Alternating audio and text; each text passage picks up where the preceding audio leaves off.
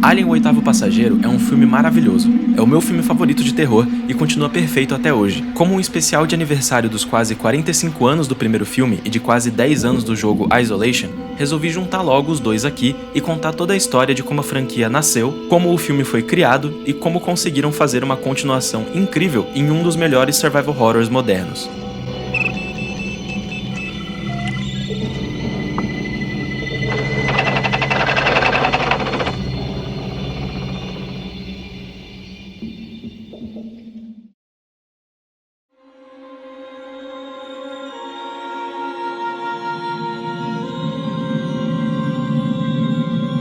Dan O'Bannon era um aluno de cinema na USC, a Universidade do Sul da Califórnia, quando ele conheceu John Carpenter.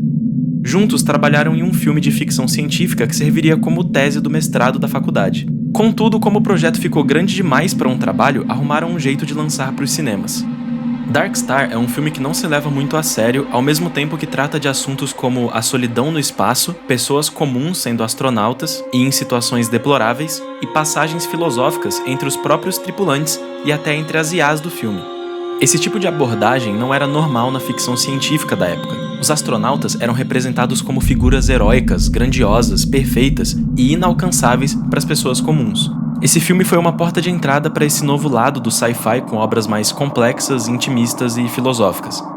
Porém, Dan ainda queria fazer um filme mais sombrio e com um alien de verdade que não fosse só uma bola de praia pintada para fins cômicos, como era em Dark Star. A cena de um conflito entre o tripulante Pinback, interpretado pelo próprio Dan, e o alien bola de praia não chegou a fazer o público rir, como era previsto. Então a nova ideia seria fazê-lo sentir medo. Foi aí que O'Bannon começou seu novo script de ficção científica de horror chamado Memory.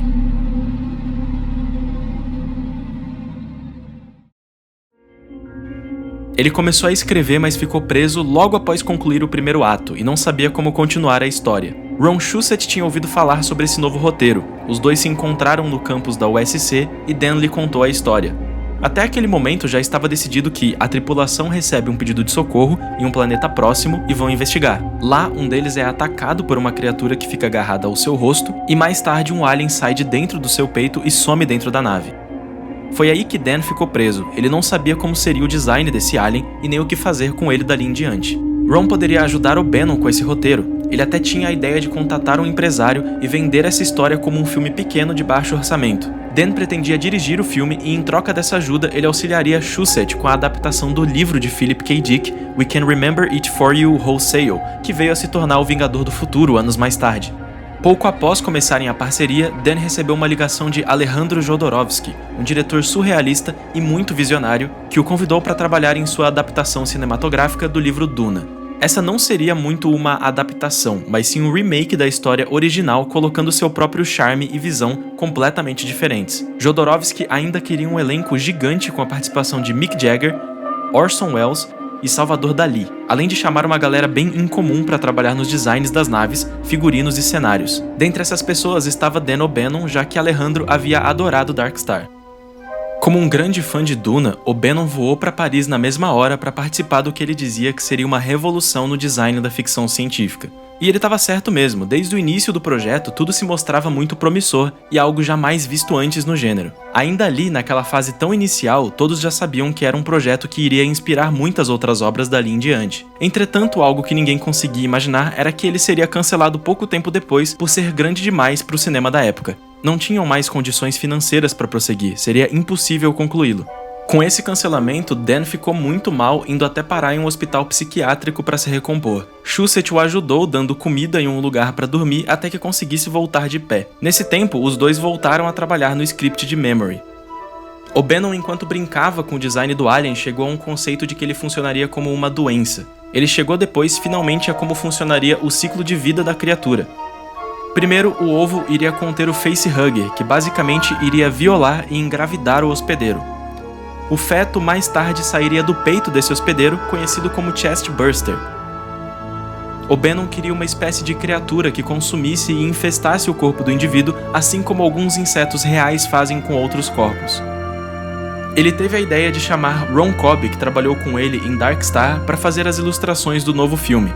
O problema era que o alien dele era bem mais puxado pro lado cartunesco e até engraçado. Isso foi um dos pontos que fez alguns empresários não gostarem muito do script. Por conta do design duvidoso, eles não acreditavam que seria um filme com o suspense necessário para o que o O'Bannon queria, e acharam as habilidades de roteiro dele e de Shusett muito fracas. O gênero de ficção científica não era muito grande naquele tempo, então a 20th Century Fox não iria arriscar assim e perder dinheiro com isso.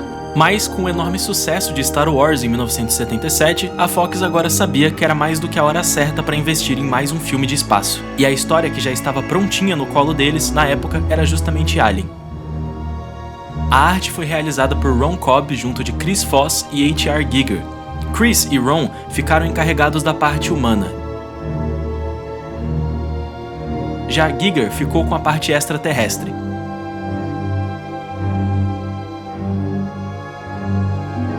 Para a direção, o time da Fox escolheu Ridley Scott por seu trabalho em Os Duelistas. Eles acharam que ele entenderia bem e saberia acertar o que queriam pro longa e principalmente transformar a cara de filme B trash de Alien em um filme A blockbuster. Com a sua visão, o orçamento aumentou e a equipe agora estava pronta para iniciar a produção.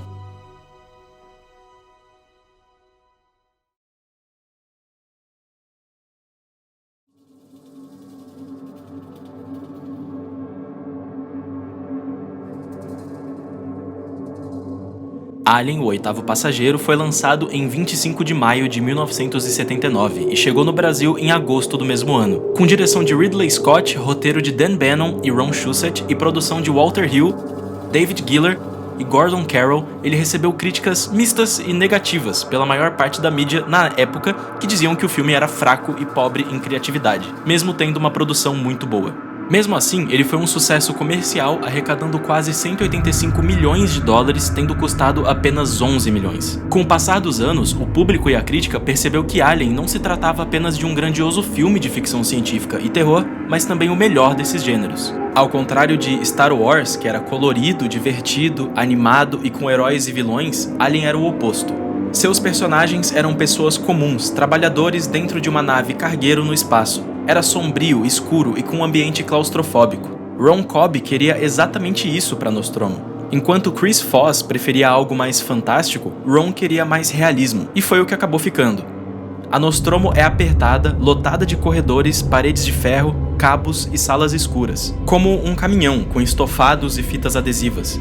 Em contraste, ela também tem algumas salas bem claras, paredes, chão e teto brancos com muita cara de sci-fi mesmo. H.R. Giger havia sido apresentado por Salvador Dalí durante a produção de Duna de Jodorowsky. Ele era um artista plástico que misturava o terror e o erotismo nas suas obras. Quando Dan O'Bannon e Ridley Scott viram a obra Necronon 4 de Giger, eles finalmente haviam encontrado o seu Alien. O xenomorfo então nasceu. Giger conseguiu criar o design mais icônico de uma criatura do cinema de terror e sci-fi. Uma das coisas mais importantes para a produção do longa foram os storyboards de Scott. Ele desenhou os corredores, trajes espaciais, os personagens e conseguiu ter uma boa visão de como as cenas funcionariam. Sua base para eles foram as histórias em quadrinhos de Moebius. O elenco foi escolhido calmamente para se encaixarem bem nos personagens. Walter Hill e David Giller pensaram que seria melhor ter Ripley como uma mulher e fugiram um pouco do que era comum na época com heróis masculinos. Ellen foi uma das primeiras Final Girls dos filmes de terror e uma das únicas na época a protagonizar um filme de ação e ficção científica. Sigourney Weaver foi escolhida de última hora após passar nos testes de audição para o filme. Além disso, todos os personagens foram pensados como caminhoneiros no espaço, no lugar dos famosos heróis perfeitos e certinhos que o sci-fi via em quase todo o filme. Os cenários foram montados de forma magnífica. A Nostromo foi realizada como um set inteiro, todos os corredores conectados com os cômodos. Era uma coisa só.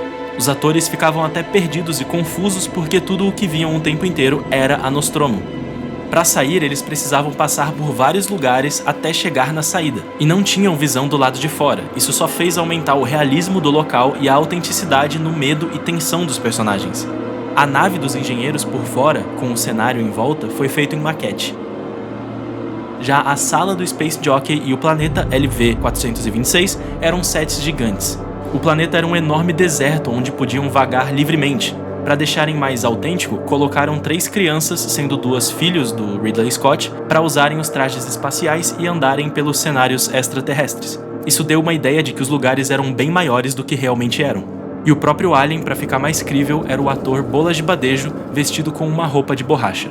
E claro que não era tudo perfeito. Os cenários, por serem gigantes e complexos, causaram alguns contratempos. A iluminação era um pouco precária, mas conseguiram realizar as cenas bem.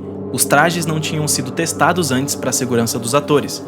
Eles sofreram muito com falta de ar, calor e sufocamento. As crianças até chegaram a desmaiar enquanto gravavam. Depois disso, começaram a dar um pouco mais de atenção aos equipamentos de produção. Como o orçamento era pequeno, eles ficaram em uma situação apertada. Se algo não tinha ficado tão bom quanto o esperado, como a cabeça do Ash real com o ator contrastando com a cabeça do manequim para pegar fogo, que não ficou tão legal, eles não tinham muito o que fazer, só continuar e deixar pra lá. E é assim, com tão pouco, que também conseguiram fazer o ovo, o facehugger, o chestburster e o xenomorfo ficarem tão perfeitos.